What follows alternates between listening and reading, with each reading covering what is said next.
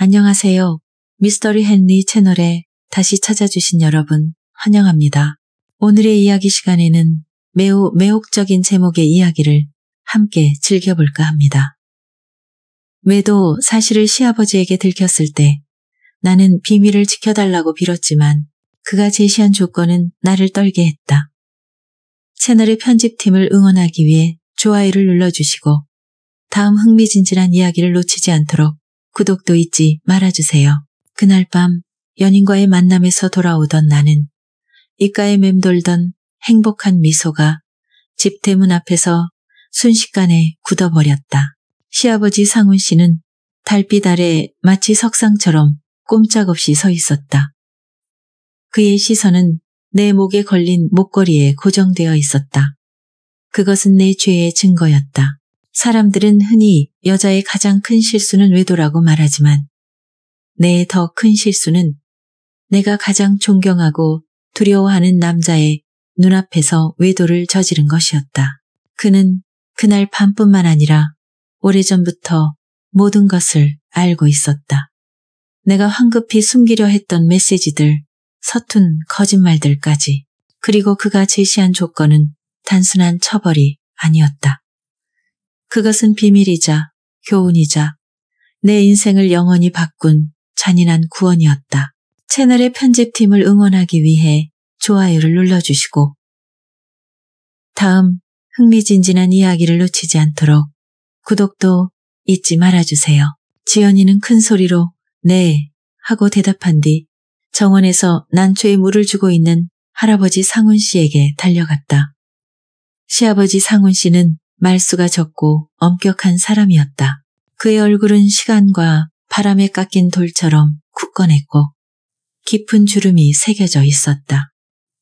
하지만 그 무뚝뚝한 외모 뒤에는 따뜻한 마음이 있었다. 그는 나에게 큰 소리를 낸 적이 없었고 늘 묵묵히 일을 했다. 부엌 전구가 나가면 다음 날 새로 갈아 놓았고 내 차가 고장나면 퇴근 후 깨끗이 세차해 놓았다. 그는 손자를 학교에 데려다주고 목욕시키고 숙제를 가르쳤다. 그는 이 완벽한 가정의 그림에서 없어서는 안 될 존재였다. 그때 이웃집 은지 아주머니가 장바구니를 들고 시장에서 돌아왔다. 정원에 있는 상훈 씨를 보고 큰 소리로 인사했다. 상훈 씨, 안녕. 아이고, 이 집은 참 복받았어요. 며느리는 솜씨 좋고 손녀는 예쁘고 아들은 성실하고 다들 부러워할 만하네요. 상훈 씨는 고개만 살짝 끄덕였다. 부엌에서 그 말을 들은 나는 미소를 지었지만 마음속 깊은 곳에서는 설명할 수 없는 공허함이 밀려왔다. 복, 행운, 완벽함 이런 말들은 귀에 익숙해질 만큼 많이 들었다. 밖에서 보는 내 삶, 수진의 삶은 흠잡을 데 없는 그림 같았다. 내 남편 민재는 성실하고 다정한 사람이었다. 그는 목재 공장에서 일하며 힘든 일을 마다하지 않았다. 매달 월급을 전부 내게 주고 자신은 기름값과 친구들과 커피 마실 돈만 남겼다.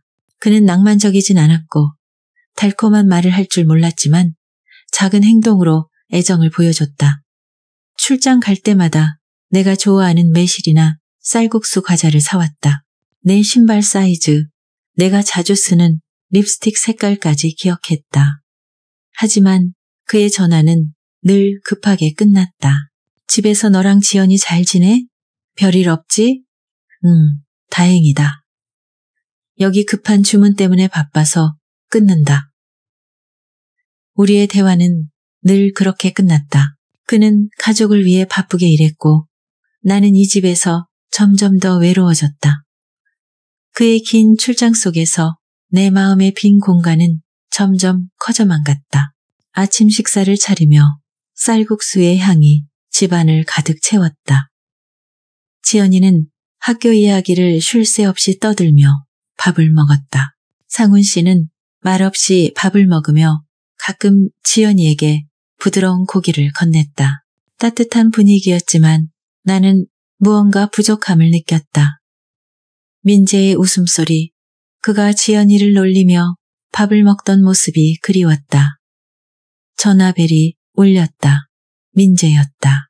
반갑게 전화를 받았다. 여보, 일 끝났어? 전화기 너머로 익숙한 톱소리가 들려왔다. 그의 피곤한 목소리가 말했다. 수진아, 미안해. 이번 주문에 문제가 생겨서 이틀 더 있어야 할 것 같아. 집에서 지연이랑 아빠 잘 챙겨. 내 미소가 사라졌다. 또 이틀 더요? 응, 미안해. 나 바빠서 이만 끊는다. 너랑 지연이 보고 싶어. 그는 전화를 끊었다. 나는 전화기를 들고 허탈함에 빠졌다. 그날 저녁 음식이 가득한 식탁이었지만 내 입맛은 썼다. 지연이와 억지로 웃으며 이야기를 나누려 했지만 마음은 다른 곳에 있었다. 그날 밤 지연이를 품에 안고 잠을 재웠다. 아이의 고른 숨소리가 내 목에 다 위안을 주었지만 잠은 오지 않았다. 창밖 정원을 바라봤다. 달빛이 상훈 씨의 난초 위로 비쳤고 고요하고 아름다웠다. 내 가정도 그랬다. 멀리서 보면 평화롭고 완벽했지만 그 안에 외로움과 냉기는 당사자만 알았다. 나는 모든 것을 가진 듯 했지만 아무것도 없는 기분이었다. 결혼 초창기를 떠올렸다. 그때는 집안이 늘 웃음으로 가득했다. 민재는 지금처럼 책임감에 짓눌리지 않았다. 말은 적었지만 나를 보는 그의 눈빛은 사랑으로 빛났다. 주말이면 낡은 오토바이에 나를 태우고 거리를 누볐다. 길거리 음식을 먹거나 차 한잔 마시며 사람들을 구경했다. 밤에는 담요 속에서 코미디 영화를 보며 웃고 울었다. 그 추억을 떠올리니 가슴이 아렸다. 지연이가 태어나면서 민지의 어깨는 무거워졌다. 목재 공장이 커지며 일은 더 바빠졌다. 출장이 잦아지고 함께 보내는 주말은 줄었다. 집에 돌아오면 그는 목재 냄새와 피로에 절어 있었다. 더 이상 나를 데리고 나가거나 영화를 볼 여유가 없었다. 우리의 사랑은 사라지지 않았지만 일상의 무게에 깎여갔다. 나는 정말 노력했다.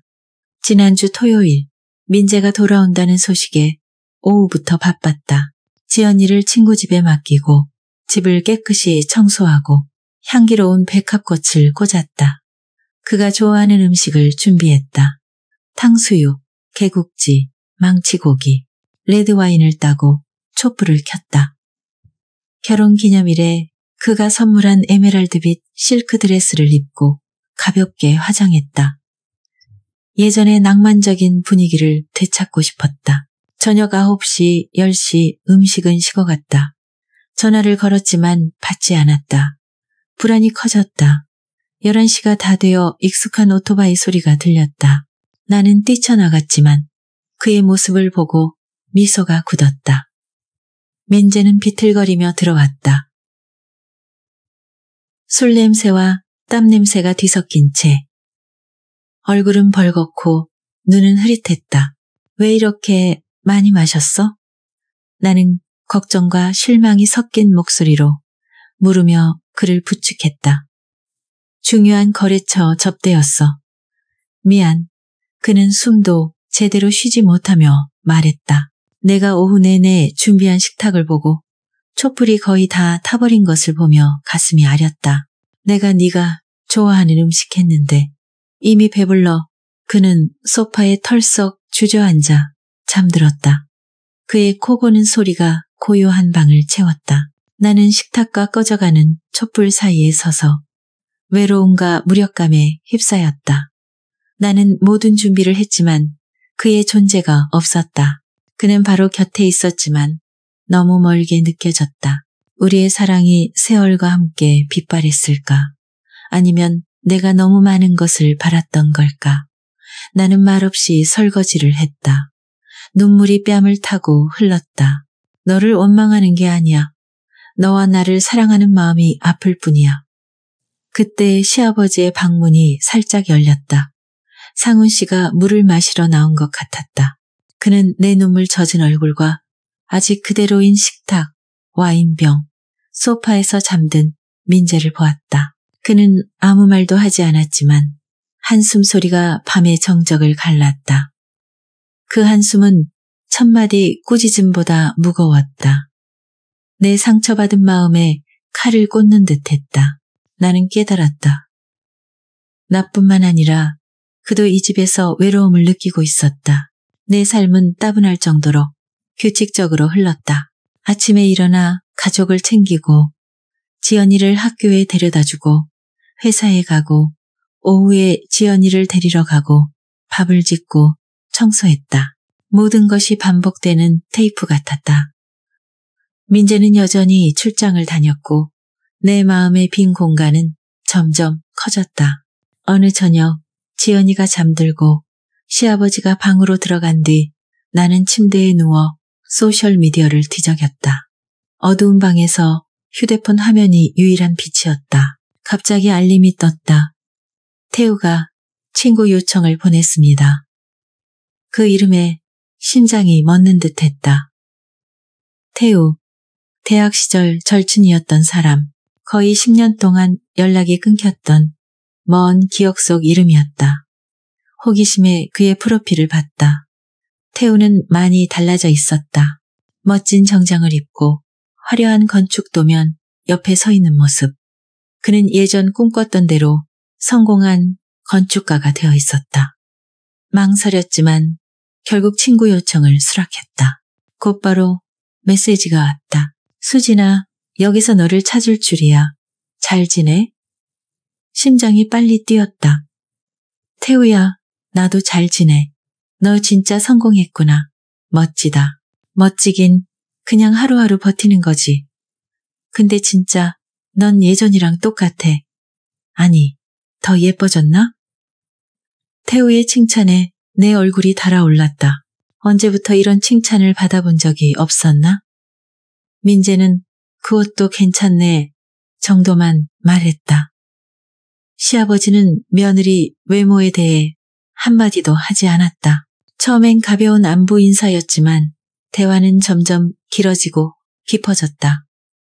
태우는 유머러스하고 다정했다. 무엇보다 그는 내 말을 귀 기울여 들었다. 내 회계 업무가 따분하지 않냐고, 지연이는 몇 살이냐고, 엄마를 닮았냐고 물었다. 그는 내가 잊고 있던 취미까지 기억했다. 예전에 네가 하루키 무라카미 책 좋아했잖아? 최근에 노르웨이의 숲 다시 읽었는데 여전히 좋더라. 나는 놀랐다. 너 그걸 아직 기억해? 당연하지. 너랑 관련된 건 다 기억해. 태우의 말 한마디가 내 마음에 파문을 일으켰다. 우리는 책, 영화, 삶의 압박까지 모든 것을 이야기했다. 태우는 30 넘어 혼자 사는 외로움, 혼자 먹는 저녁, 따분한 주말에 대해 털어놓았다.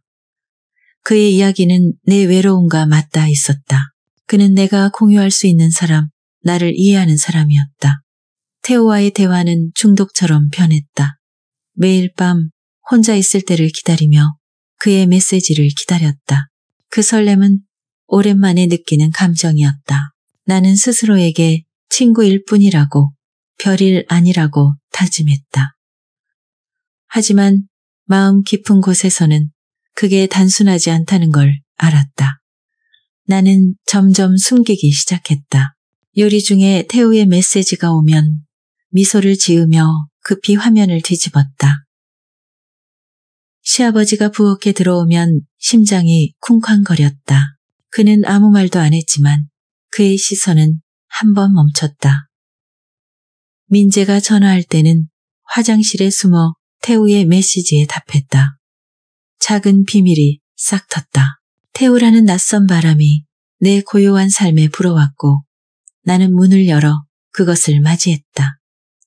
그 뒤에 폭풍이 올 줄 모르고 이번 주말에 우리 회사 근처에 볼 일이 있는데 커피 한잔 할까? 오랜만에 보자. 태우의 메시지가 금요일 오후 회사에서 보고서를 작성하던 중에 왔다. 그의 메시지를 읽으며 심장이 뛰었다.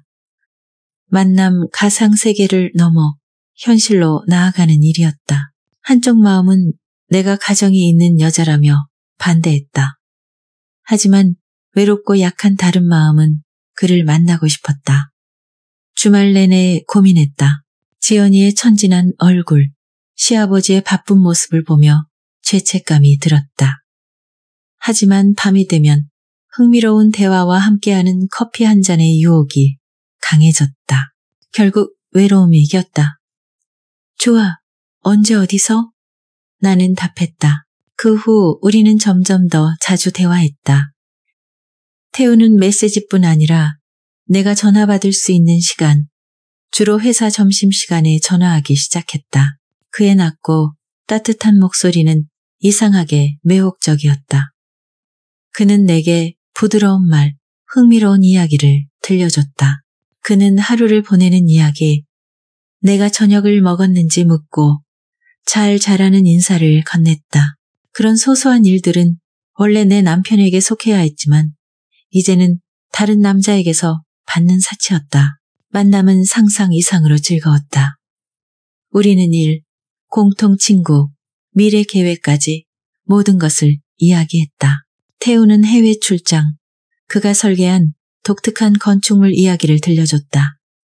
그의 이야기는 매혹적이었고 그는 늘 내 눈을 바라보며 말했다. 마치 카페에 나 말고는 아무도 없는 듯했다. 갑자기 그는 가방에서 정성스레 포장된 책을 꺼냈다. 너 주려고 샀어. 서점에서 재판본 보자마자 네 생각났어. 무라카미의 태역 감는 새 연대기였다. 내가 가장 좋아하는 책. 나는 감동으로 말을 잇지 못했다. 내 취향을 기억하고 조용히 선물을 준비한 남자. 그 감정은 달콤했다. 고마워, 태우야. 네가 기뻐하면 됐어. 그의 눈빛은 말로 표현할 수 없는 깊이가 있었다. 집으로 돌아오는 길, 태우의 오토바이 뒤에 앉아 그의 남성적인 향수 냄새에 살짝 어지러웠다. 죄책감이 밀려왔다. 민재, 지연이, 시아버지의 모습이 떠올랐다. 하지만 그와 동시에 부정할 수 없는 설렘이 있었다. 나는 비교하기 시작했다. 민재는 현실적이고 투박하고 목재와 땀 냄새가 났다. 태우는 낭만적이고 세련되고 고급 향수 냄새가 났다. 민재는 가정과 안정감을 주었고 태우는 여자로서 소중히 여겨지는 느낌을 주었다. 집 앞 골목에서 내리며 고마워, 데려다줘서. 별거 아냐, 다음에 또 커피 마셔. 나는 약속하지 않고 고개만 끄덕인 뒤 그의 미소를 다시 보면 용기를 잃을까봐 빠르게 돌아섰다. 나는 변하기 시작했다.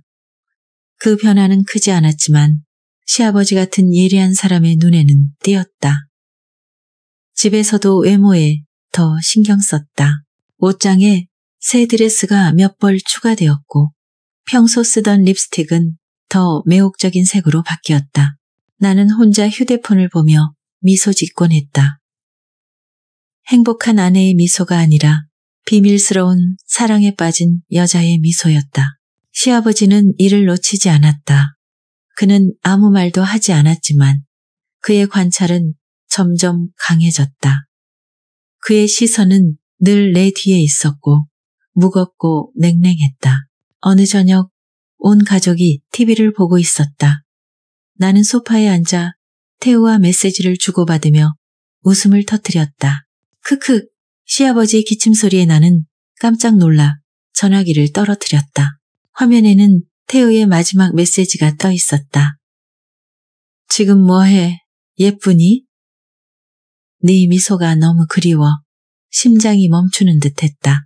나는 전화기를 주우려 했지만 시아버지의 거친 손이 더 빨랐다. 그는 전화기를 주워 내게 건넸다. 그의 눈이 화면을 스쳤다. 아주 짧은 순간이었지만 그는 모든 것을 본 듯했다. 그는 아무 말 없이 부엌으로 물을 마시러 갔다. 그의 고든 등과 침묵은 어떤 꾸짖음보다 무서웠다. 며칠 후 이웃인지 아주머니가 놀러왔다. 몇 마디 인사 후 그녀가 본론을 꺼냈다. 상훈 씨, 요즘 수진이 좀 바빠 보이네요. 회사에서 잘 나가나 봐. 늘 생기 넘치고 옷도 멋지게 입고 다니던데. 부엌에서 과일을 깎던 나는 심장이 쿵 내려앉았다. 평정심을 유지하며 사과 접시를 들고 나갔다. 은지 아주머니는 차를 한 모금 마시고는 나를 흘끗 보며 말을 이었다. 근데 말이에요.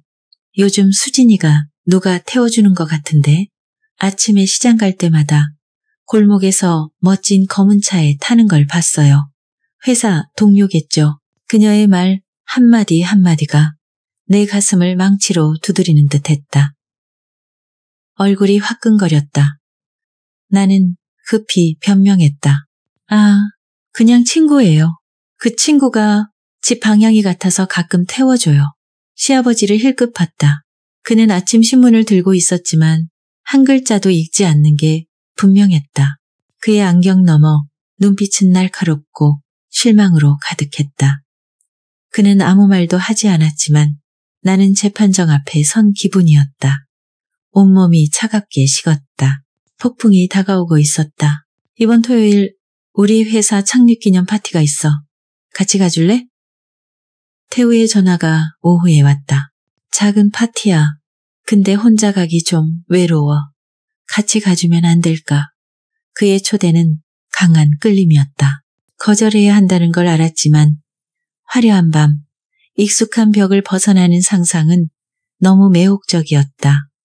나는 또 거짓말을 했다. 시아버지에게 대학 동창회라고 했다. 완벽한 핑계였다. 토요일 저녁 지연이를 맡기고 오래전 샀지만 입을 용기가 없던 검은 드레스를 입었다. 화장을 진하게 하고 매혹적인 향수를 뿌렸다. 태호가 나를 보고 눈이 휘둥그레졌다. 와, 수진아, 진짜 예뻐. 그의 말에 죄책감은 사라지고 자신감만 남았다. 파티는 도시 야경이 보이는 고층 레스토랑에서 열렸다. 찬란한 조명, 잔잔한 음악, 잔 부딪히는 소리. 태우는 나를 동료들에게 아주 특별한 친구라며 소개했다. 그는 세심하게 음식을 챙겨주고 와인을 따라주었다. 황금빛 조명 아래 와인의 취기와 낭만 속에서 우리 사이의 거리는 좁혀졌다. 음악이 흐르자 태우가 손을 내밀었다. 한 곡 추자. 나는 망설였지만 그의 손을 잡았다. 그는 나를 끌어안았다. 그의 따뜻한 숨결이 내 머리카락에 닿았다. 그는 아무 말 없이 나를 더 세게 끌어안았다. 그 순간 나는 내가 누구인지 남편과 아이가 있다는 걸 잊었다. 단지 그의 품에서 심장이 뛰는 여자일 뿐이었다. 수진아, 그가 내 귀에 속삭였다. 너를 정말 오랫동안 좋아했어. 그의 고백은 놀랍지 않았다. 나는 그날이 올 줄 알았다. 나는 대답하지 않았고 그 침묵은 동이었다. 파티 후 그는 나를 집이 아닌 호수 옆 한적한 길로 데려갔다. 밤바람이 불었다. 그는 차를 세우고 나를 바라봤다. 그의 눈은 욕망으로 가득했다. 수진아. 그는 내 이름을 부르며 가까이 다가왔다. 나는 저항하지 않았다. 일은 일어났다. 나는 내 남편을 배신했다. 그 순간의 열정은 끝났고 남은 건 죄책감뿐이었다. 집으로 돌아오는 차 안 나는 거울 속 내 얼굴을 볼 용기가 없었다. 나는 낯설고 더러웠다. 거짓말과 배신이 나를 얼검했다. 골목 초입에서 차에서 내려 도둑처럼 어두운 골목으로 뛰어갔다. 나는 스스로 진흙탕에 빠졌다. 그날 밤 이후 내 삶은 완전히 뒤바뀌었다. 나는 두 세계를 오갔다. 하나는 모두가 부러워하는 아내이자 며느리 수진, 다른 하나는 몰래 만남을 즐기는 외도의 수진이었다. 태우의 관심은 기뻤지만 두려움은 항상 따라다녔다. 두려움은 숨결과 잠 속에 스며들었다. 전화벨이 울릴 때마다 심장이 철렁했고 모르는 번호의 전화는 숨을 멈추게 했다. 민재가 알까? 시아버지가 알까? 동네 사람들이 경멸의 눈으로 볼까? 두려웠다. 숨기기 위해 거짓말은 늘어났다. 친구 생일 파티에 간다. 회사에 급한 일이 있다. 혜진 언니 병문안 간다. 거짓말은 점점 교묘해졌고 나는 거짓말의 전문가가 되었다. 태우는 나를 더 깊이 끌어들였다. 그는 비싼 선물을 주었지만 집에 가져갈 수 없어 회사 책상에 숨겼다. 그는 나를 화려한 레스토랑으로 데려갔다. 그 세계는 내 평범한 삶과 달랐다. 그러나 비밀은 오래가지 못했다. 드라마는 내가 방심한 오후에 찾아왔다. 그날 민재가 늦게 온다고 했다. 태우와 나는 정원 카페에서 낭만적인 시간을 보냈다. 집에 가기 전 그는 내 손목에 향수를 뿌렸다. 내 생각날 때마다 이 향을 맡아. 그가 말했다. 집에 들어서자 민재의 신발이 현관에 있었다. 그는 일찍 돌아왔다. 심장이 멎는 듯했다. 민재는 거실에서 지연이와 놀고 있었다. 나를 보고 그는 익숙한 미소를 지었다. 일찍 끝나서 왔어. 그는 나를 끌어안았다. 나는 굳었다. 그가 잠시 멈칫하더니 코를 킁킁거렸다. 그의 미소가 사라졌다.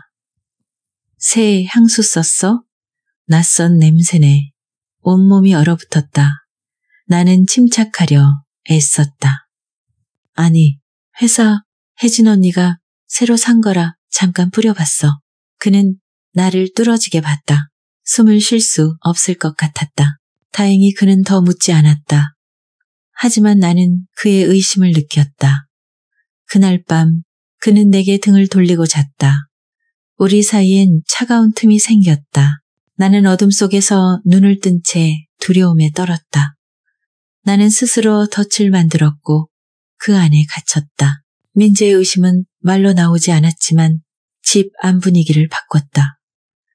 그는 더 이상 나를 안아주지 않았고 전화는 더 짧아졌다.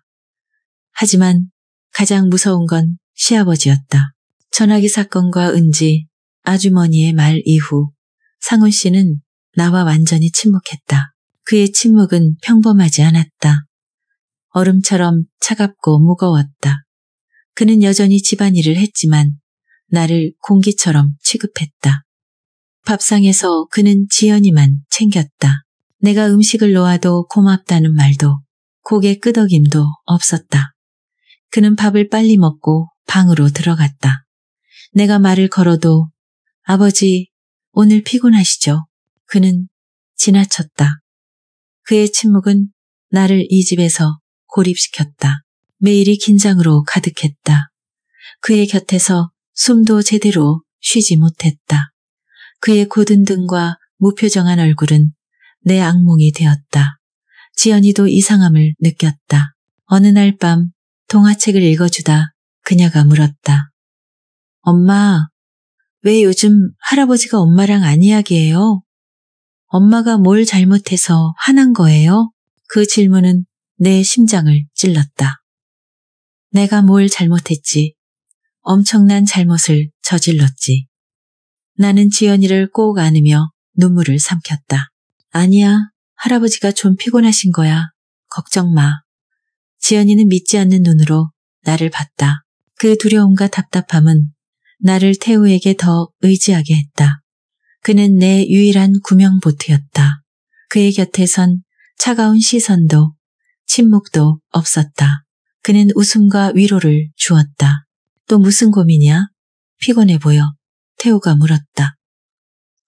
나는 눈물을 흘리며 집안의 긴장감을 말했다. 하지만 진짜 이유는 말하지 못하고 시아버지가 까다롭다고만 했다. 그는 나를 안아주며 말했다. 울지 마. 내가 있잖아.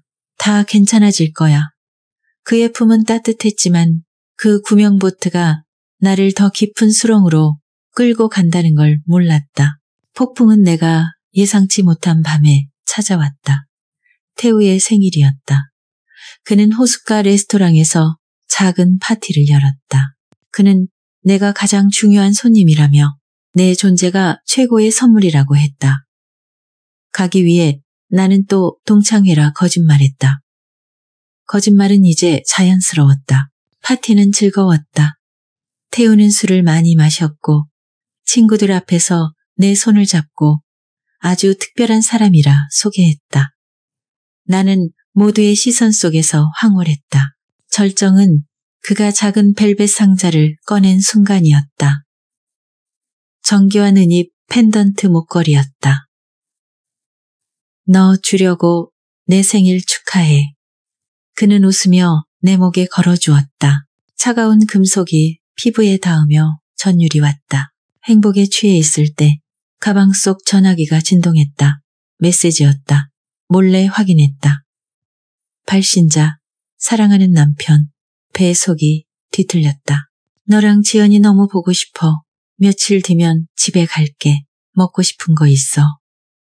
민재의 단순하고 따뜻한 메시지는 차가운 물 같았다. 손에 든 와인잔이 떨렸다. 민재의 모습이 떠올랐다. 멀리서 힘들게 일하며 가족을 생각하는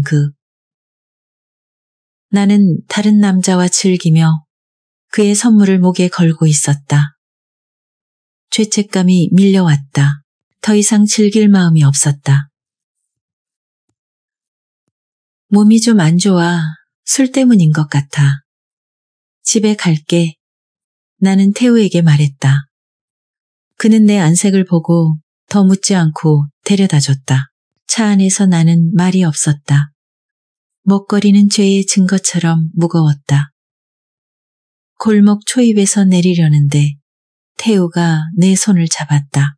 수진아, 오늘 고마워. 그는 내게 키스했다. 짧지만 열정적인 키스였다. 그 순간 나는 몰랐다. 골목 어기 망고나무 뒤에 누군가 서 있었다는 걸. 시아버지 상훈 씨가 모든 것을 보았다. 나는 태우를 밀치고 차에서 내려 어두운 골목으로 뛰었다. 마음은 혼란스러웠다. 집 대문에 다다랐을 때 뭔가 잘못됐음을 느꼈다. 철문이 살짝 열려 있었다. 들어서자 심장이 멎는 듯했다. 상훈 씨가 정원 한가운데 달빛 아래 서 있었다. 그의 얼굴은 차가웠고 시선은 내 목걸이에 고정되어 있었다. 그는 말없이 집으로 들어갔다. 나무 문이 쾅 닫히는 소리가 밤을 갈랐다. 나는 얼어붙었다. 온몸이 떨렸다. 얼마나 오래 서 있었는지 모른다. 밤바람은 차가웠지만 아무 느낌도 없었다. 문 닫히는 소리가 머릿속에서 메아리쳤다. 결국 용기를 내어 집으로 들어갔다. 거실은 캄캄했다. 길거리 불빛만이 벽에 기묘한 그림자를 드리웠다. 상훈 씨는 그가 신문을 읽던 낡은 나무 의자에 앉아 있었다. 그의 그림자는 무겁고 무서웠다. 아버지, 나는 떨리는 목소리로 불렀다. 대답이 없었다. 나는 전등을 켜려 했지만 켤 필요 없어. 그의 쉰 목소리에 나는 멈췄다. 갑자기 처악 소리와 함께 그가 테이블 위로 뭔가를 던졌다. 흐릿한 빛 속에서 나는 그것이 사진 묶음임을 알았다. 심장이 조여왔다. 떨리는 손으로 사진을 들었다. 태우와 내가 카페에서 웃는 사진, 레스토랑에서 그가 내게 음식을 건네는 사진, 책을 선물하는 사진, 그리고 방금 골목에서의 키스 사진. 그는 오래전부터 알고 있었다. 그는 나를 감시했다. 나는 충격에 빠졌다. 사진이 손에서 떨어져 바닥에 흩어졌다. 나는 무릎이 꺾여 차가운 바닥에 주저앉았다. 눈물이 쏟아졌다. 아버지, 제가 잘못했어요. 제발, 제가 잘못했어요. 나는 그의 발을 붙잡고 흐느꼈다.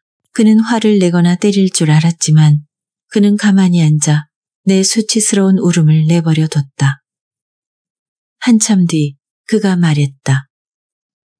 설명해봐. 설명? 증거가 명백한데 무슨 설명을? 설명할 게 없어요. 다 제 잘못이에요. 제발 민재 오빠에게 말하지 말아주세요. 이 가정이 깨질 거예요. 가정? 그는 비웃듯 말했다.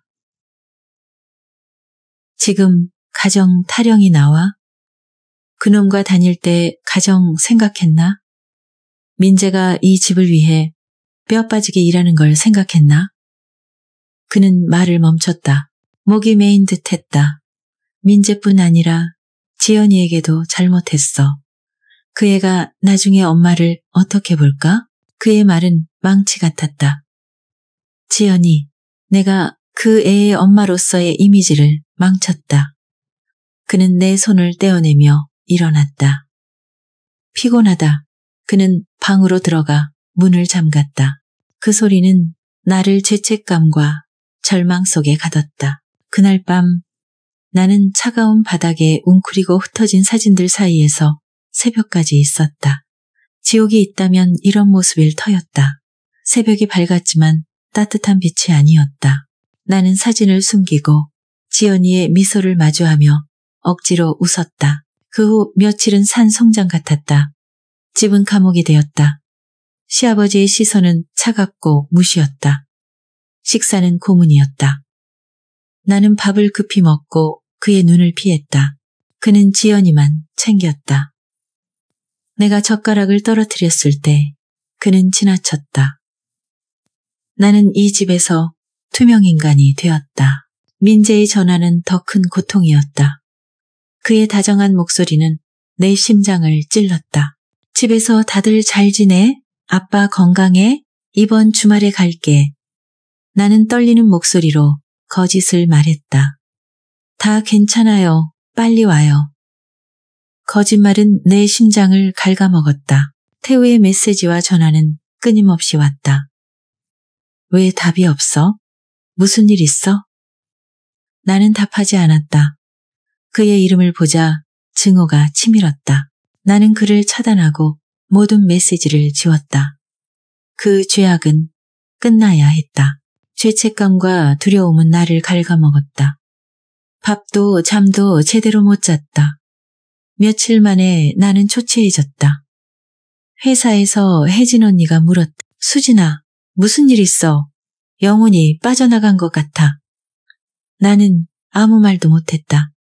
누구에게 털어놓겠는가? 나는 세상에서 버림받았다. 하지만 가장 먼저 나를 버린 건 나 자신이었다. 나는 나를 잃었다. 더 이상 이렇게 살 수 없었다. 시아버지의 침묵은 채찍보다 아팠다. 민재가 알게 될까 두려웠다. 나는 결심했다. 이 상태를 끝내야 했다. 늦은 밤 지연이가 잠든 후 나는 시아버지의 방으로 갔다. 차가운 마루를 밟으며 심장이 쿵쾅거렸다. 문 앞에서 망설였다. 두려웠지만 거짓 속에서 사는 두려움이 더 컸다. 나는 문을 3번 두드렸다. 똑똑똑. 대답이 없었다. 돌아서려는데 들어와. 그의 쉰 목소리가 들렸다. 그의 방은 소박했다. 그는 책상에 앉아 공구를 닦고 있었다. 그는 나를 보지 않았다. 아버지, 나는 떨며 불렀다. 그는 대답하지 않았다. 그의 침묵에 나는 작아졌다. 결국 무릎을 꿇었다. 아버지, 잘못했어요. 용서해달라고 빌지는 않겠지만 제발 비밀로 해주세요. 지연이에게는 부모가 필요해요. 그는 공구를 내려놓았다. 방은 시계 소리와 내 흐느낌만 가득했다. 한참 뒤 그가 말했다. 일어나. 나는 반사적으로 일어났다. 그는 처음으로 나를 봤다. 그의 눈엔 분노가 아니라 깊은 슬픔이 있었다. 좋다. 기회를 주지. 정말이세요? 단 조건이 있다. 뭐든 말하세요. 나는 절박하게 말했다. 그는 일어나 문으로 갔다. 따라와. 심장이 요동쳤다. 그는 나를 어디로 데려가는 걸까? 최악을 상상했다. 하지만 그는 다시 그의 방으로 돌아갔다. 문을 잠갔다. 나는 겁에 질렸다. 그는 낡은 옷장에서 앨범과 가죽 노트를 꺼냈다. 앉아.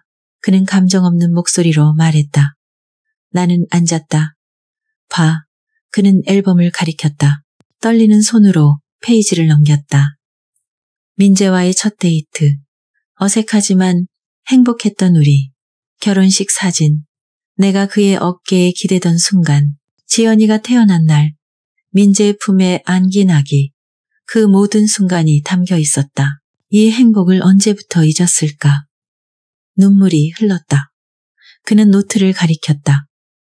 그의 단정한 글씨가 적혀 있었다. 민재가 수진이를 데려왔다. 착하고 예의 바른 아이, 행복하길. 민재가 기계에 다쳐 피를 흘렸다. 아내가 이해해주길. 지연이가 태어났다. 손자를 안으니 손이 떨렸다. 최근 기록은 내 심장을 찢었다. 수진이가 이상하다. 전화기를 보며 웃는다. 은지 씨가 낯선 차를 봤다고 했다. 마지막 페이지는 떨리는 글씨였다. 수진이가 다른 남자와 있었다. 민재와 지연이가 불쌍하다. 나는 더 읽을 수 없었다. 얼굴을 책상에 묻고 울었다. 그의 침묵은 처벌이 아니라 고통이었다. 나는 그의 사랑을 배신했다. 내가 더 이상 울 눈물이 없을 때 그는 따뜻한 물을 건넸다. 마셔. 나는 떨며 물을 마셨다. 아버지, 조건이 뭐예요? 그는 내 눈을 보며 단호히 말했다. 민재가 희생한 것에 맞게 살아. 지연이에게 본이 되는 엄마가 돼. 다시는 상처 주지 마. 그 조건은 단순했지만 깊은 용서였다. 약속할게요. 나는 단호히 말했다. 그 밤 나는 변했다. 다음 날 나는 태우를 마지막으로 만났다. 그는 여전히 환하게 웃었다. 왜 연락이 없었어? 걱정했어. 나는 단호히 말했다. 태우야, 우리 여기서 끝내자. 그의 미소가 사라졌다. 왜? 무슨 일이야? 내가 잘못했어. 가족을 속일 수 없어. 나는 목걸이를 벗어 테이블에 놓았다. 이건 돌려줄게. 그는 붙잡으려 했지만 나는 단호했다. 가족을 잃을 수 없어. 잘 지내. 나는 뒤돌아 나왔다. 그의 목소리가 뒤에서 들렸지만 돌아보지 않았다. 집으로 돌아와 나는 가족을 위해 모든 시간을 바쳤다. 지연이와 놀고 민재와 진심으로 대화했다. 시아버지에게는 그가 좋아하는 음식을 만들고 약을 챙겼다. 처음엔 거리를 두던 그는 내 진심을 느끼고 점차 미소 지었다. 1년이 흘렀다. 나는 사무실 일을 그만두고 민재와 의논해 작은 잡화점을 열었다. 지연이 잡화점이었다. 민재는 출장을 줄이고 나를 도왔다. 우리는 함께 물건을 나르고 계산하며 웃었다. 집에 웃음소리가 돌아왔다. 시아버지는 이제 엄격한 모습이 아니었다. 그는 지연이와 장난치며 웃었다. 민재와 나는 동료이자 친구가 되었다. 어느 저녁 지연이가 내 무릎에서 잠들고 시아버지가 방으로 들어간 후 민재가 내 손을 잡았다. 곁에 있어줘서 고마워. 그는 조용히 말했다. 그는 알았을까? 아니면 내 변화를 느꼈을까? 나는 묻지 않았다. 우리는 서로를 보며 미소 지었다. 중요한 건 우리가 폭풍을 이겨냈다는 거였다. 그의 침묵은 나를 향한 용서였다. 나는 그의 어깨에 기대의 평온함을 느꼈다. 행복은 뜨거운 열정이 아니라 폭풍을 지나 얻은 평화였다. 여러분, 미스터리 헨리의 이야기는 여기서 마무리입니다. 즐겁게 들어주셔서 감사합니다. 좋아요와 구독으로 저희를 응원해주세요. 건강, 행복, 평안을 기원합니다. 다음 영상에서 만나요.